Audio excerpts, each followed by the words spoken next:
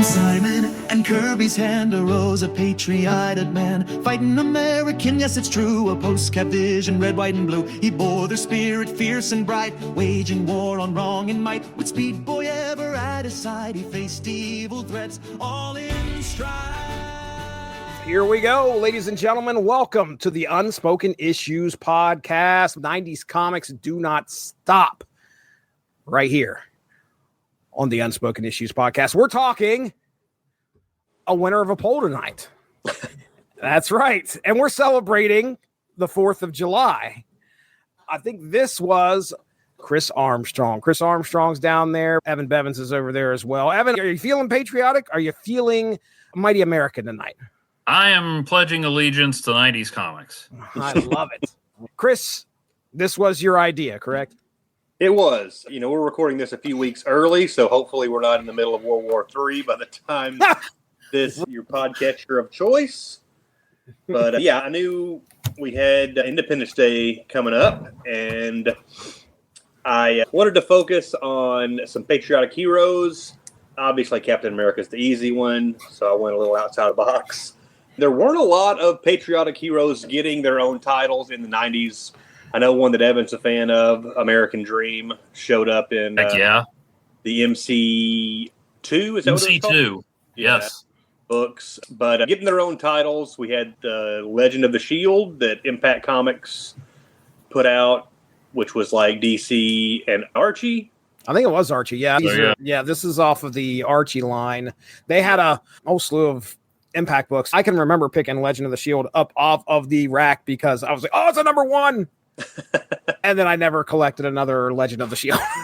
Yeah, the only Impact books I had back then were the first 3 issues of the Crusaders, which was the team-up book with all those. Those were Golden Age characters being put back together and published in the early 90s. And then, of course, the other one in the poll was the Rob Liefeld version of The Fighting American, which had an earlier 90s series that DC published, I believe. But we're not doing that. It's extreme, baby. We got to go awesome. Just because it was published in the 90s doesn't mean it was a 90s comic. Exactly. It's not nearly as 90s as this one.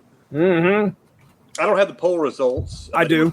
Pretty convincing win, I think, for The Fighting American. Yeah, the poll results were 19-13 in favor of The Fighting American number one.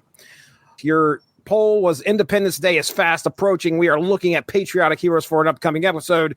Do you want to hear us discuss Impact Era Shield or Rob Liefeld's version of The Fighting American? 60% of that vote goes with The Fighting American. So that is what we will be talking about. It doesn't surprise me that Rob Liefeld is getting a lot of love right now, because if you are listening to podcasts or you're a fan of 90s comics, you know who Rob Liefeld is. It is interesting that it won 19-13. I thought Legend of the Shield would be destroyed. Maybe 2-3 votes, but that is not the case. There was quite a few people that showed up for Legend of the Shield, which, you know, hey, that Impact line does have some love. I've read a few books. I'm not one of them, but it does have some love. At least those people will be satisfied with the fact that this incarnation of The Fighting American has a shield. Yes, it does.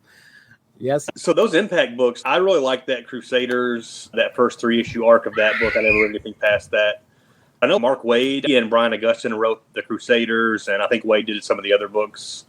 They had pretty decent talent. I think a lot of those books. And the Black Hood, I actually read a handful of those issues, not too distant past, because it had a pretty cool concept. The Black Hood is maybe magical. I can't really remember specifically, but it compels the wearer to do the right thing. This crook or 2-bit hood, no pun intended, ends up with it. So he's a bad guy and a criminal, but he's always compelled to do the right thing because he's wearing the hood.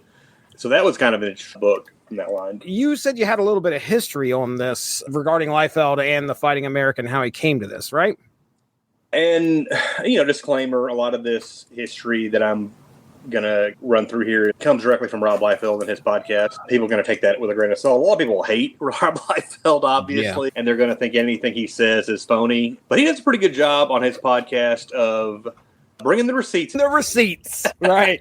He usually has memos and correspondence to back up most of his claims. So I think it's fairly accurate. Heroes Reborn, with the Captain America and Avengers stuff, Marvel was going to file bankruptcy, and they wanted to continue with Liefeld on Heroes Reborn, but they wanted to like reduce the rates.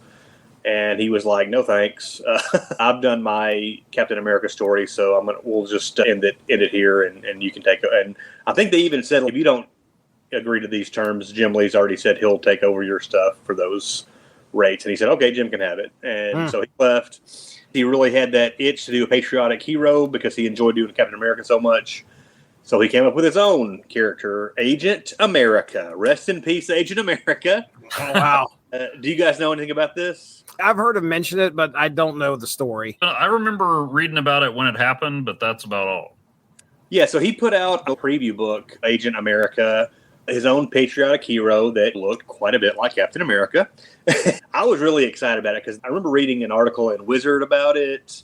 Initially, after he left Marvel and he wanted to do this patriotic thing, he wanted to do the Fighting American, the character owned by the Kirby and Simon estates, because that's a character that Joe Simon and Jack Kirby came up with in, I think, the 50s.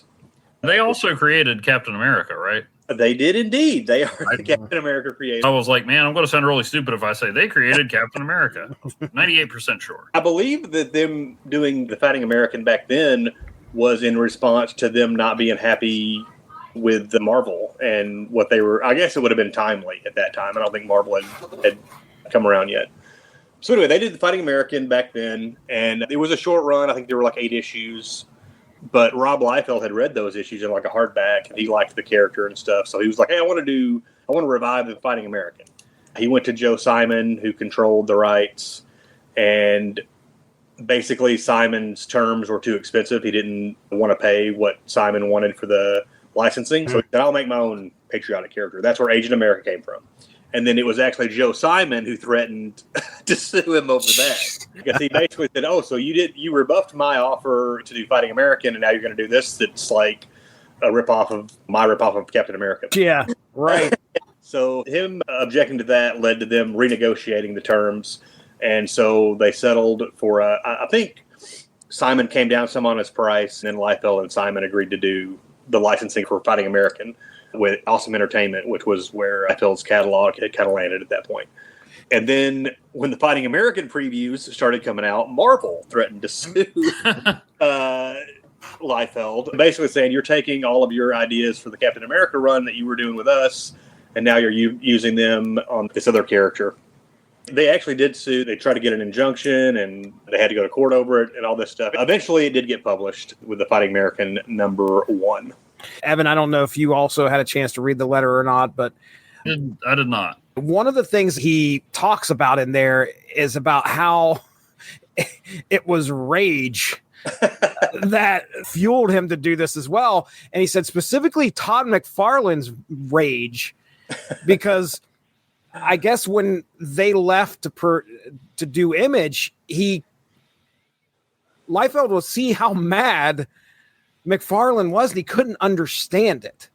And then when they go back to do Heroes Reborn, they basically undercut a bunch of stories that they wanted to do. Most of the stuff didn't get finished. The bankruptcy happened. So all these great ideas for the characters couldn't happen. Now Rob starts to understand why McFarlane is so mad, why the Todd father is full of rage at them.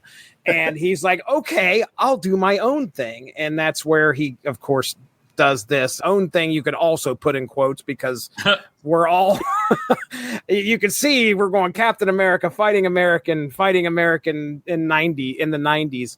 One of the things in that lawsuit mentioned in that letter was about throwing the shield. Fighting American can't throw a shield because that would be too much like Captain America. So I assume that was one of the stipulations that came out of there. It is mentioned in the lawsuit. "Does your character have a shield?" And he's like, "Yeah." So yeah, we're going to get into the first issue here. I was going to say real quick, people who don't like Rob Liefeld are probably going to not care about his side of the story or not buy his, they're going to think he's making an excuse, whatever. But I do recommend listening to the Heroes Reborn episodes of his podcast and the Fighting American episodes where he covers a lot of this stuff. There's a lot of interesting stuff that I didn't get into detail about in my recounting of it. It's worth listening to for that, if nothing else. I wanted to ask real quick before we jump into it. This is on the shelf September of 1997. Are you back into collecting at this point? Yeah, I was really excited about the whole awesome entertainment thing. Liefeld had a messy divorce with the Image guys a couple years before this awesome entertainment thing happened. He brought Youngblood there, hit Supreme, and they did some new stuff like the Ian Churchill book Coven. They had a lot of cool stuff going on at Awesome Entertainment. Mm-hmm. They'd already had a few books out by this time, but I picked this up the day it came out. Oh, wow. Nice. In the late 90s. 98, I think. This has an on-sale date of September 3rd of 1997. Okay. According to Mike's Amazing World.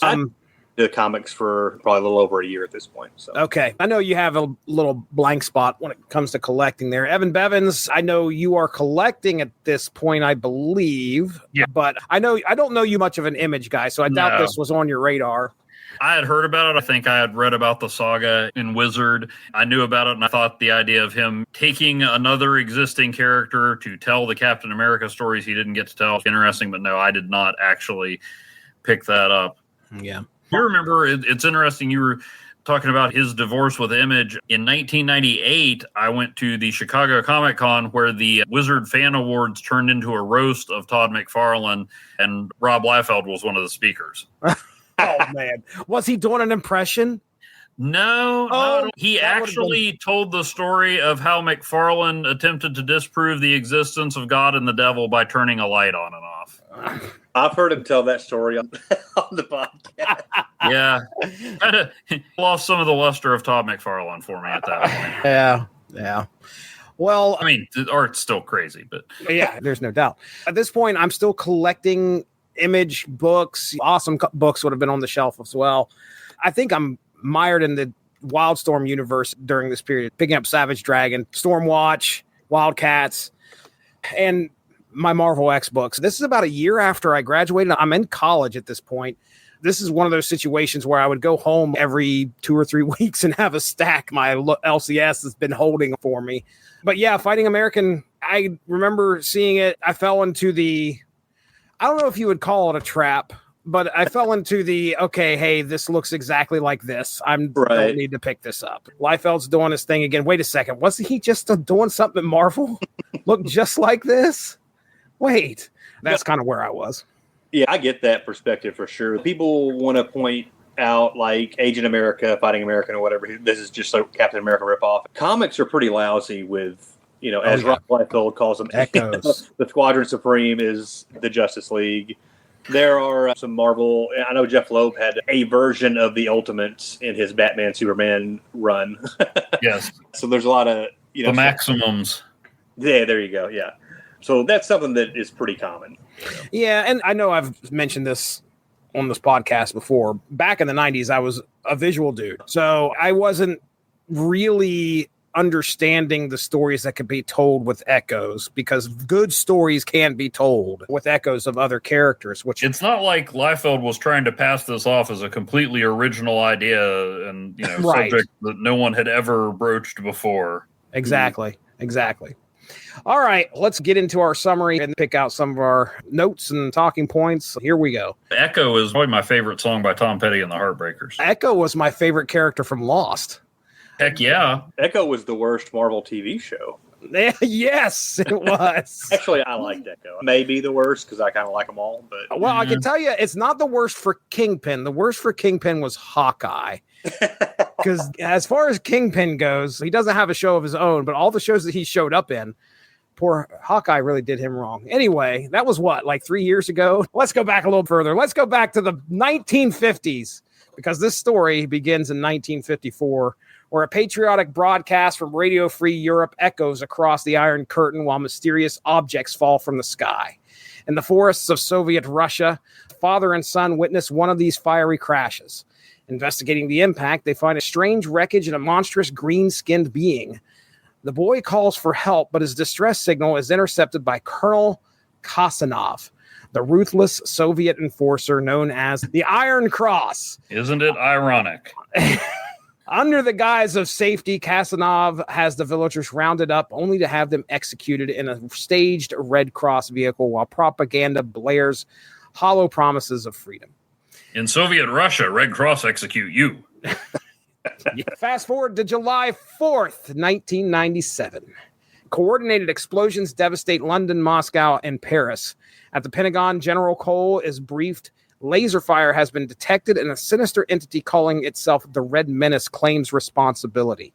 Recognizing the magnitude of the threat, the U.S. turns to a retired legend, John Flagg, the fighting American. Now living a quiet life in Kansas, Flagg is called back into action when the name Iron Cross is invoked. Though reluctant, Flagg knows the threat is real and personal. We flash back to one of Flagg's past missions, a brutal assault on Soviet forces in Stalingrad. Using his iconic shield like a bowling ball, he devastates enemies with both physical power and dark humor. But after the smoke clears, he finds the bodies of a young enemy soldier clutching a photo of his sweetheart. The moment breaks through Flagg's bravado, reminding him that war always leaves tragedy in its wake. Back in the present, he suits up again, but with a heavy heart. Only the man inside has changed. Flagg is partnered with S.P.I.C.E, sarcastic and hyper-competent android sidekick designed for modern warfare. She's fast, flashy, and full of attitude. Should do full of sass. Everything. She's fast, flashy, and full of sass. Everything Flagg isn't. As they head to Skull Island to confront the Red Menace, their dynamic immediately clashes. Despite S.P.I.C.E's stunning combat display and high-tech versatility, Flagg remains unimpressed, mistrustful of her unpredictability and unproven loyalty. He's still haunted by the death of his original sidekick, Speed Boy, and isn't ready to let someone else into this fight. Just as S.P.I.C.E tries to earn his approval, their mission is violently interrupted by a towering robotic monster, the embodiment of the Red Menace's technological fury. With plasma fists glowing and a voice that rumbles like a war drum, the cyborg snarls, "You can start by dying." The issue ends on a cliffhanger promising a brutal showdown ahead. Iron Cross, Red Menace, and Smash. Now, Red Menace, I assume is... Wait a second. Hold on a second. That's not a character yet, right? Or is they just talking about Soviet Russia itself? Communism. I think Red Menace is supposed to be a character or an organization. Okay. All right. Now that makes sense. Our robot here is Iron Cross, I would assume, right? I believe so. Okay. All right. There it is. Well, that's issue number 1. We get a lot of action, a lot of Liefeld action, which we've got 2-page spreads. We've got blood. We've got bullets flying. I'll start with you, Chris. What are your thoughts here on this issue? Yeah, I absolutely loved this when it came out. I still like it quite a bit, actually. I was a big fan of the Captain America run Liefeld had done. I was a big fan, of Youngblood back in the day, a few years before this. He was probably my favorite artist up through the early 2000s anyway. I was super excited about this new to me character. I was super disappointed that Agent America didn't happen just because I think Agent America is a really cool name. Oh, yeah. It basically looks the same as what Fighting American's costume turned into. I really like this one. I always have been partial to the red, white, and blue Awesome logo on the cover. Yeah. All the Awesome comics had that border with Awesome on the side. That one implemented the American colors well. Half this issue is by Liefeld and half of it is drawn by Stephen Platt. Oh, I didn't even get into the creative team. Stephen Platt is in this thing. Rob Liefeld, plotter, penciler, script by Jeff Lowe, penciled also by Stephen Platt or Splat, inked by Jonathan Sebal and Joe Weems, lettered by Richard Starkings and Albert Deschesney. But yeah, man, I forgot all about Stephen Platt's in this thing. Stephen Platt was supposed to take over for Liefeld on the pencils for Captain America after that first arc that Liefeld did. That's one of the reasons he ended up doing this with him instead. I didn't like Platt back then. Like I think his work is pretty ugly, but now I kind of think it's like a beautiful ugly. I appreciate it a lot more now than I did back then. It's a little too messy, but I've come to appreciate it more since I was younger. He did a lot in the 90s, and then he kind of almost disappeared. The Ruskies are brutal, just slaughtering all the villagers. When we see John Flagg on the farm, really reminiscent of Kingdom Come. Yep. Yep. I guess I stole that note from both of you guys as well. No, I didn't write it down, but I don't know if I thought that directly, but as soon as you said it, I'm like, oh, yeah. Shades of Commando with the chopper coming in. Dude, you can see action movies all over this thing. I mean, he is so influenced by movies, and I don't think he's, it's not like he doesn't say that either. That's something you can tell. Yeah, I think it's one of those, like, he wears it on his sleeve type of, right. I really like when we see Spice show up. I really like, first of all, the Fighting American's costume. If you've ever seen the original Fighting American, not a great costume. I wouldn't say it's terrible, but not great. And this is a different color scheme. Liefeld takes all the yellows out. It's more white, more just standard. Well, almost all the yellows. Except for those eyebrows, obviously. Yeah. But I really like the costume. A couple of years ago on eBay, I found the Fighting American action figures. They put two of them out around this time. One with the Liefeld costume and one with a different paint job. They have one that's got colors closer to the original design. I like Spice. It's really simple. She's just wearing some jorts and a leather jacket with the stripe down the chest. Like Heroes Reborn Bucky. Right. I know there were rumors back then of that Liefeld just used the pages that he was going to use for, he had been. Oh, really? He never mentions that on the shows that he's done on Fighting American. But I can see why people would think that, especially with Spice looking so much like Bucky. I mean, she's even got she's got the glasses. Yeah. If anything, that's what really tipped me off. It's like, he really likes those glasses.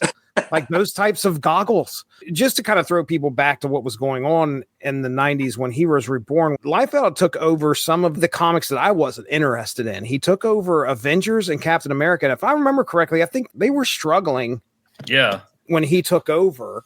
So I was interested in the fact that he was doing them. I just couldn't peel myself away from Cable and X-Man to go grab them. I was really excited when Lee and Liefeld went back to Heroes Reborn, and I got all of the first couple issues of all those books. I think I left Iron Man by the wayside eventually.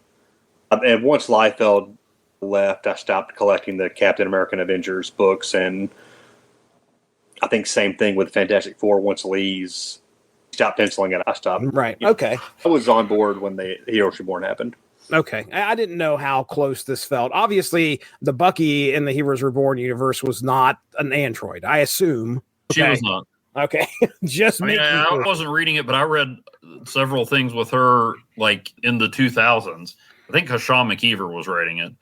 She came over to the 616.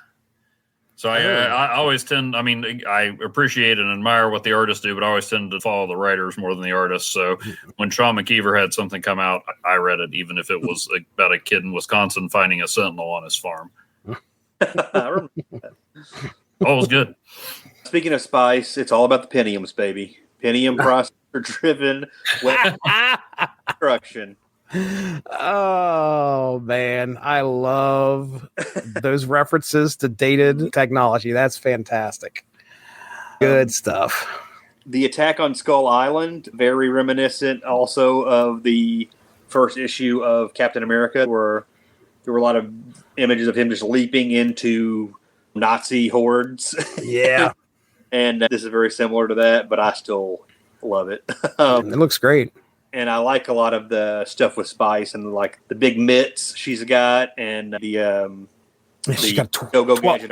12-foot reach on the arm. She's got laser fingers. Right. I mean, she is a pretty good. What I find interesting is she's not played off as an android. She's kind of a smart mouth. Yeah. Foil to John Flagg, which is not normally what they're going to do with an android character. They're either usually cold, calculating, and grimdark or something like that, but not this one. This one is just she kicks some butt and then she is, what's the matter, Pops? Right. The last thing I got really is that's just a Terminator. That's it. Dude, Yeah. I might as well cross it off.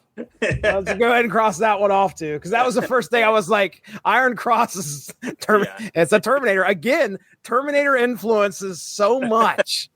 The thing that really, obviously it just looks like a Terminator anyway, but the thing that really seals it is those, I had the endoskeleton Terminator action figure when I was a kid, and those big bands or those big rods on this Iron Cross character that go from his hips to the rib cage area.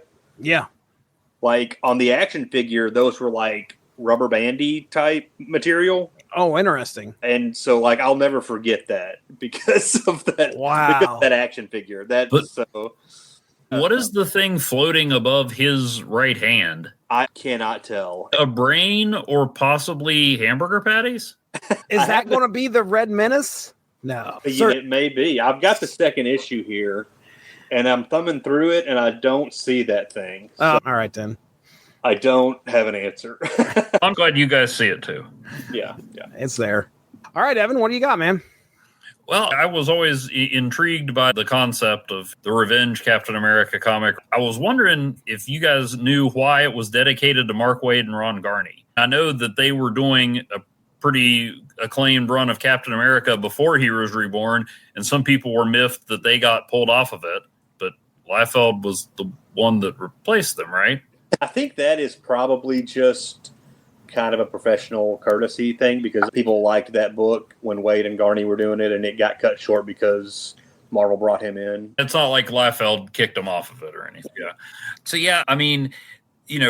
Liefeld's art is, there's just something nostalgic about it. But I got to be honest, I had trouble following some of the stuff. His whole monologue about bowling, until you guys said that he legally wasn't allowed to throw the shield, I kind of thought he threw the shield at some point in there.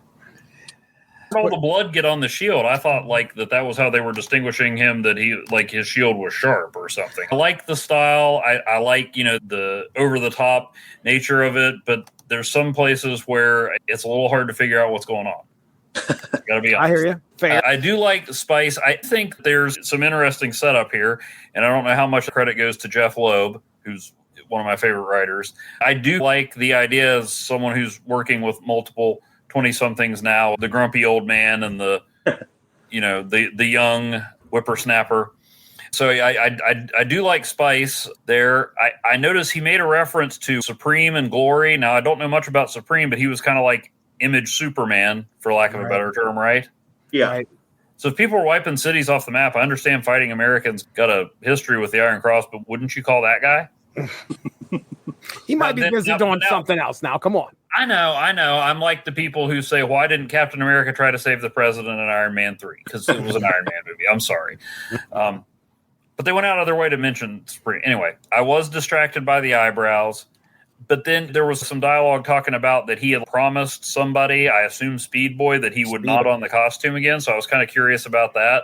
There was some cool action, a whole lot of meta backstory to it, but also some threads that I was like, if I can find any more of this, I'm kind of curious to see what they do with it. It sounds like he has some regrets that he is back out on the field. Probably, just like you said, promised Speed Boy he would never go back out there because apparently Speed Boy had died. Okay, let's do panel. Armstrong, this is your book, so you get to pick your favorite panel. Mine is a splash page. It's page 18, which is the Fighting American and S.P.I.C.E. leaping down to Skull Island. It's just the two of them mid-drop. Where she's upside down. About to attack. Yeah, that's a good one. That's a classic Liefeld right there. All right, I'll go next. I want to go with the one where he is split kicking and hammering.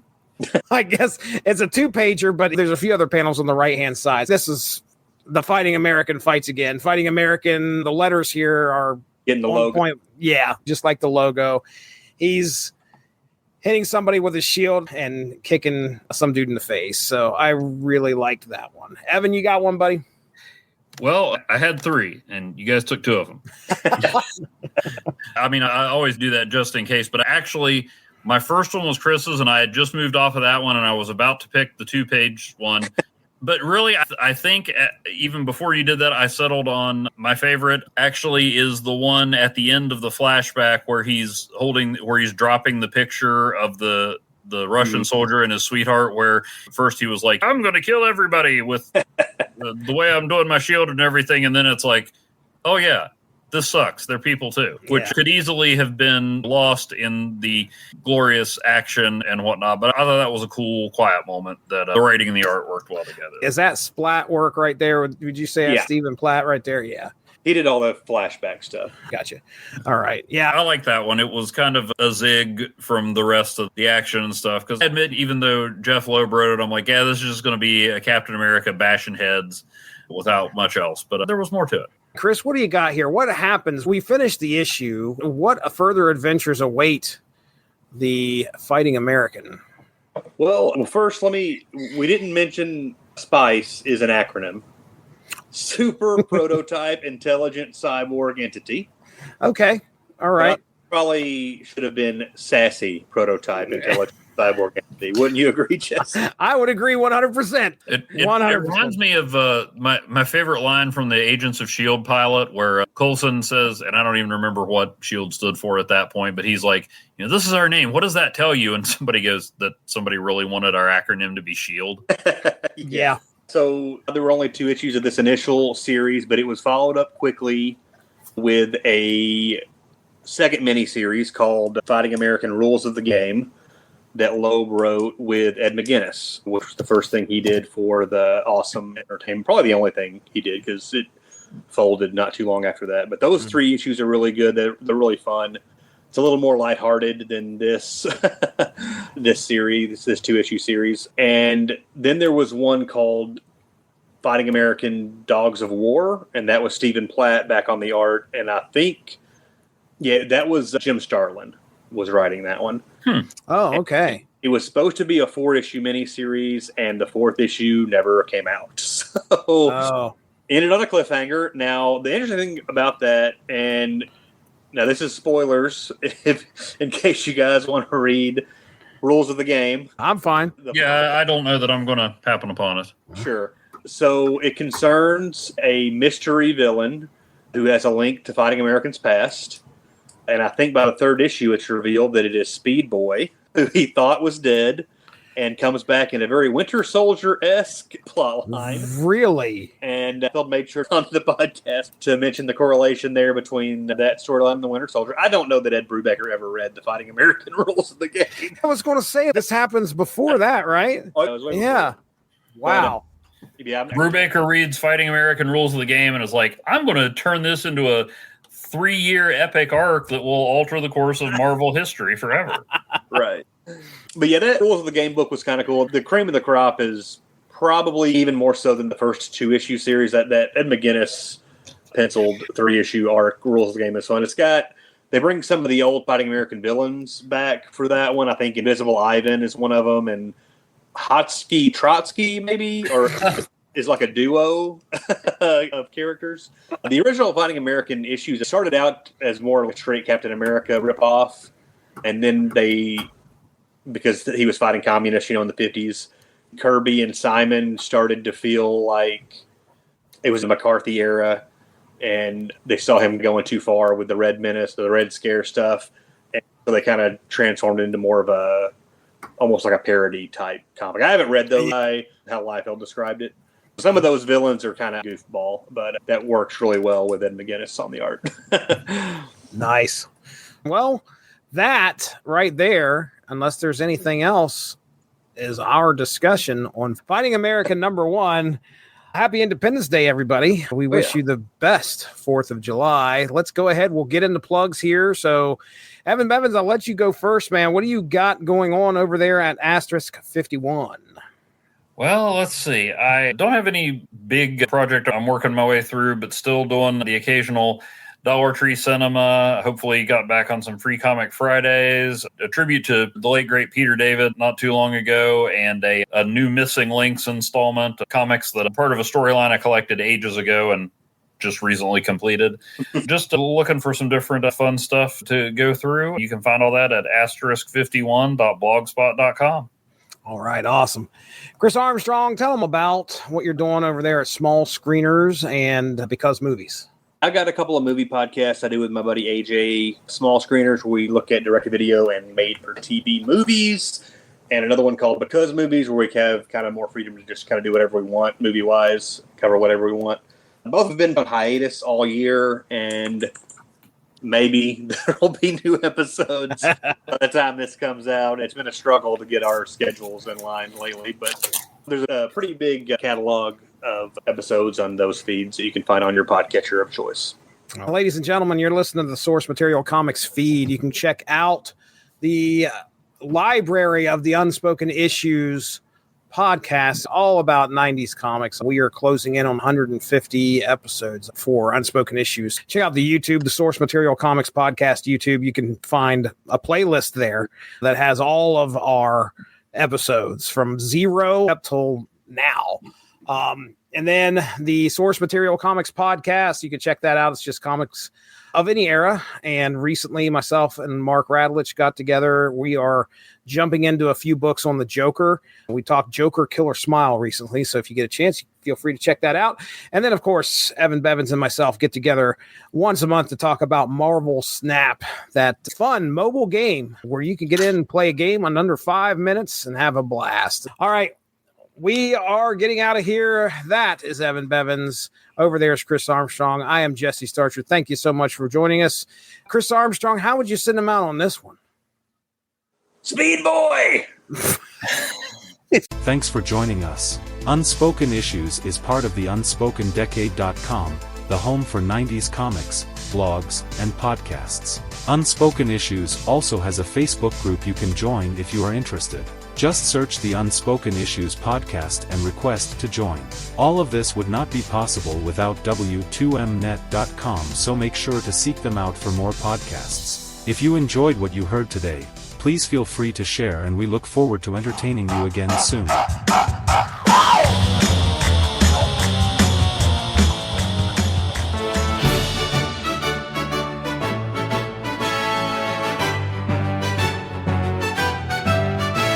From Simon and Kirby's hand arose a patriotic man, fighting American, yes it's true, a post-cap vision, red, white, and blue. He bore their spirit fierce and bright, waging war on wrong and might. With Speed Boy ever at his side, he faced evil threats, all in stride.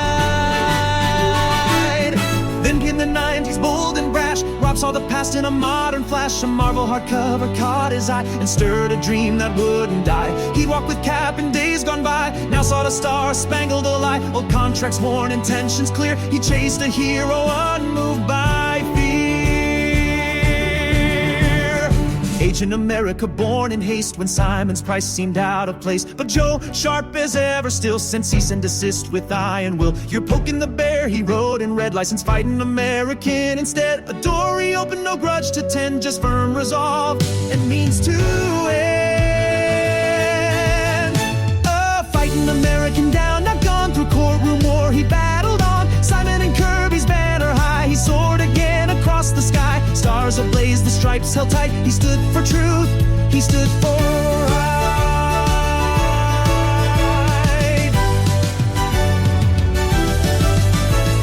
The license sealed, the saga set, with Cyborg Spice, Rob's boldest bet. No yellow suit, no retro flair, just red and blue in modern air. But Marvel's lawyers made it clear, faxed in threats from far and near. They claim the look, the vibe, the era ripped off Captain America. In New York courts before the dawn, restraining order, the battle drawn. John Hyde made the hotline ring, Matt Hawkins took the legal swing. With hardcover proof in their tight grip, they showed the judge each mirrored strip. Shielded heroes side by side, the court saw through what Marvel tried. Oh, fighting American never outdown, his battle waged till justice won. With legacy inked in colors proud, he rose again above the crowd. From wartime roots to modern days, he stood and bowed, the flag ablaze.